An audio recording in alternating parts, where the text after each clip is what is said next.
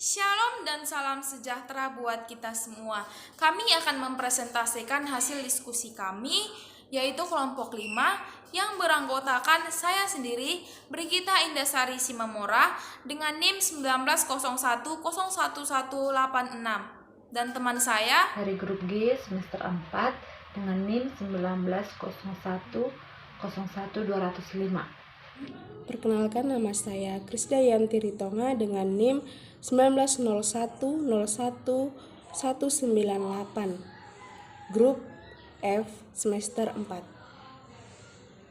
Saya Juniarnita Situmorang, Prodi Pendidikan Agama Kristen dari grup F dengan NIM 1901011192. Saya dari kelompok 5. Perkenalkan, nama saya Asima Rohana Baru Tagalo, NIM 1901011213. Adapun tujuan kami membuat video ini adalah agar audiens mengetahui apa itu kurikulum pendidikan, apa itu pendidikan agama Kristen, dan apa itu kurikulum pendidikan agama Kristen, serta apa tujuan pendidikan agama Kristen bagi sekolah, gereja, masyarakat. Dan terakhir, mengetahui tujuan kurikulum pendidikan agama Kristen. Pertanyaan Bapak yang pertama itu, coba sebutkan pengertian kurikulum PAK menurut para ahli. Baiklah, di sini saya akan menjawabnya.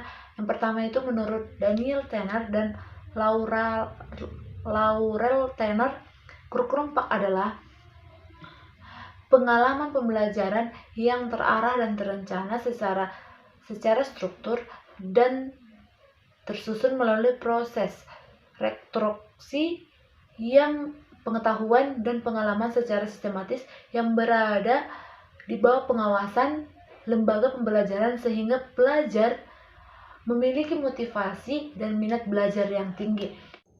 Menurut Grayson tahun 1978, kurikulum ialah suatu perencanaan untuk mendapatkan pengeluaran yang diharapkan dari suatu pembelajaran. Menurut Inlo, kurikulum adalah usaha menyeluruh yang dirancang khusus oleh sekolah dalam membimbing murid untuk memperoleh hasil dan pelajaran yang telah ditentukan. Dari Pak kami yaitu suatu rencana dan pengaturan mengenai tujuan, bahan serta pedoman penyelenggaraan proses belajar mengajar dan mencapai tujuan. Menurut Profesor Dr. Nasution MA, kurikulum adalah suatu rencana yang disusun untuk melancarkan proses belajar mengajar di bawah naungan bimbingan dan tanggung jawab sekolah atau lembaga pendidikan. Hal yang kedua yaitu pengertian pendidikan agama Kristen menurut para ahli.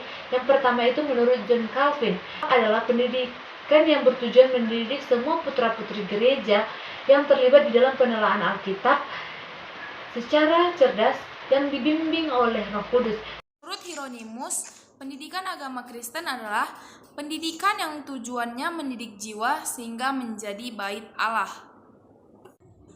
Pendidikan agama Kristen menurut Martin Luther ialah pendidikan yang melibatkan warga jemaat gereja untuk teratur dan juga tertib agar semakin menyadari akan dosa mereka serta bersukacita dalam firman Tuhan Yesus Kristus yang memerdekakan.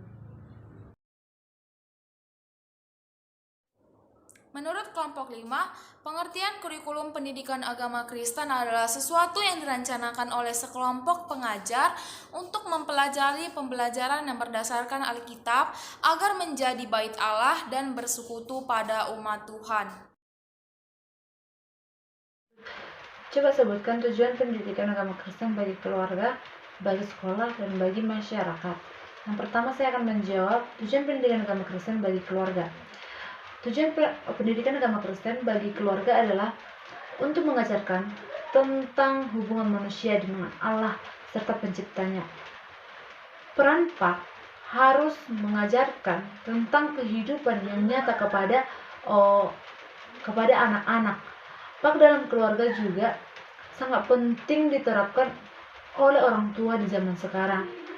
Terkhusus peran PAK dalam keluarga saat ini mengupayakan orang tua atau ayah dan ibu dalam mendidik anak menciptakan keharmonisan di dalam suatu keluarga itu tersebut.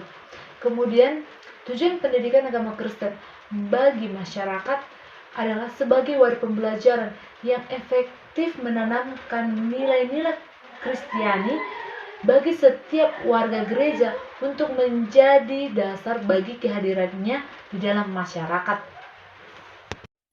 Tujuan pendidikan agama Kristen di sekolah ya sebagai wahana untuk memfasilitasi siswa sehingga mereka mengenal Allah melalui karya-karyanya dan mewujudkan pengenalannya akan Allah yang Tritunggal melalui sikap yang mengacu pada nilai-nilai Kristiani.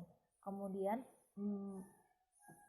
tujuan pendidikan agama Kristen di dalam keluarga ialah sebagai wadah untuk mengajarkan atau mengenalkan Allah kepada anak-anak dan seluruh anggota keluarga sehingga mereka menghormati firman Allah dan semakin bertumbuh iman kepercayaan mereka sehingga mereka menjadikan Allah sebagai otoritas akhir dalam hidup mereka.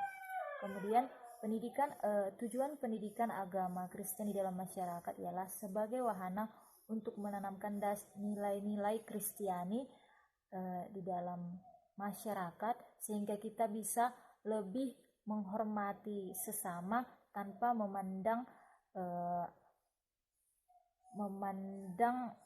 latar belakang sesama masyarakat. Menurut kelompok kami, tujuan kurikulum pendidikan agama Kristen ialah untuk mempersiapkan peserta didik supaya menjadi peserta didik yang kreatif, inovatif, dan juga beriman, serta memiliki nilai-nilai Kristiani yang berlandaskan firman Tuhan dan berpusat kepada Kristus. Sekian hasil presentasi kami. Bila ada salah-salah kata, kami mohon maaf. Terima kasih dan shalom.